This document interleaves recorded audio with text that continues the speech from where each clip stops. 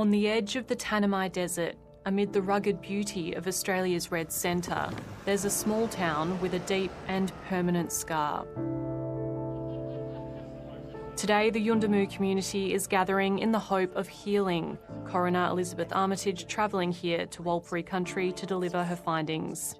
My task has been to find the truth as best I can about the circumstances of Kumanjayi's passing.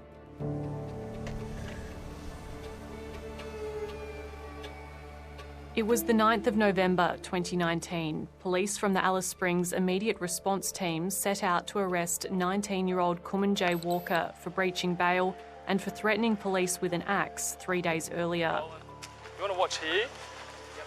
And I'll check here. When Constable Zachary Rolfe and his partner find the teenager, he initially gives a fake name. Hey mate, what's your name? Stop mate, we're just asking you a question. No need to keep walking. Vernon. Vernon who? Dixon. A struggle ensues and Kumanjayi pulls out a small pair of scissors and stabs Mr Rolfe in the shoulder, causing a minor injury. Stop it, mate. Mr Rolfe then shoots him. Once in the back and twice in the chest. You good? Yeah, mate. Oi,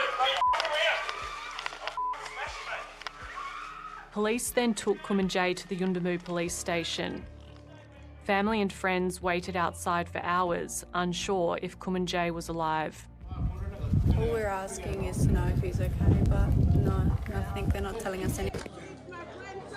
They were not told he had died until the early morning, around 8 hours after he had stopped breathing. We got the news that he passed away.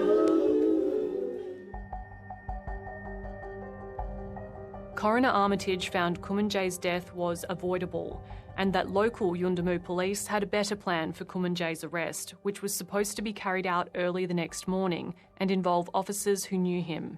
Senior police involved in the development of the plan never anticipated that Mr Rolfe would jettison the plan and substitute his own vastly inferior approach.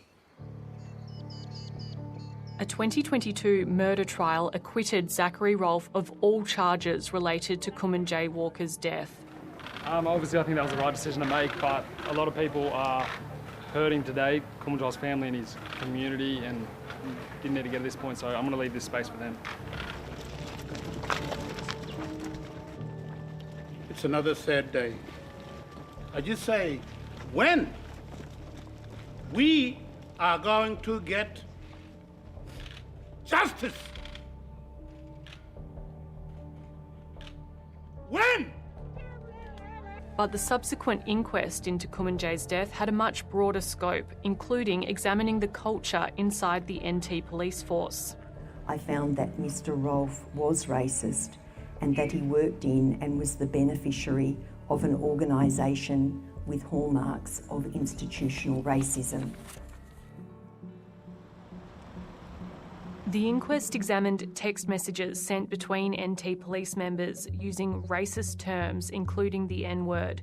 In one exchange, Mr Rolfe said he had a licence to towel locals. It was shocking on the one hand, but it wasn't, because it's what we know, that racism and systemic racism is endemic in policing. The inquest was shown Mr Rolfe's body-worn footage from several other incidents, including this one with a 14-year-old boy.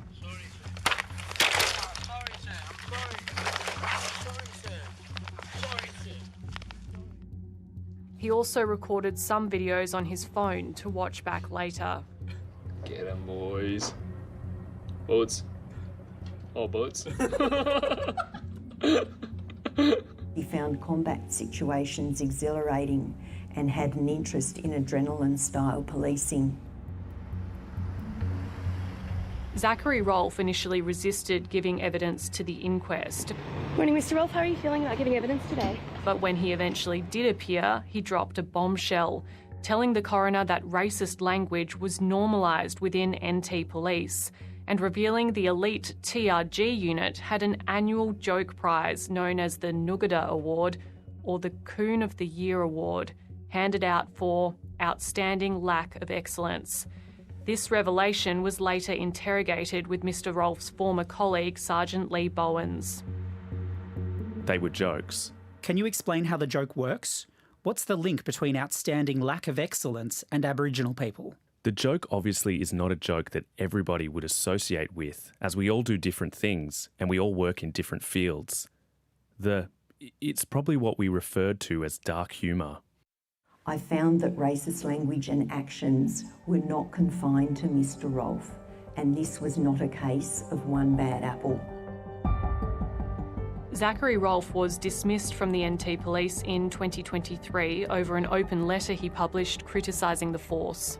Sadly, the findings of the Coroner Armitage made 32 recommendations, including that NT Police improves how complaints and internal investigations are managed. In a statement responding to the findings, NT Police outlined several steps that had already been taken since the inquest started, including developing an anti-racism strategy. The North Australian Aboriginal Justice Agency is calling for an independent body to investigate complaints made against police. Deaths in custody are continuing in the Northern Territory. There are too many. The police response to that is still a work in progress. Walpree elder Warren Williams, whose relative Kumanjayi Walker died in police custody in May, says these deaths must lead to a better understanding between Yapa, Indigenous people, and Kadja, non-Indigenous. We'd like to see better policing in the community. We'd like to have better understanding between Yapa and Kadja, especially in the police force. You know, we've got to make our community better if we have that friendship.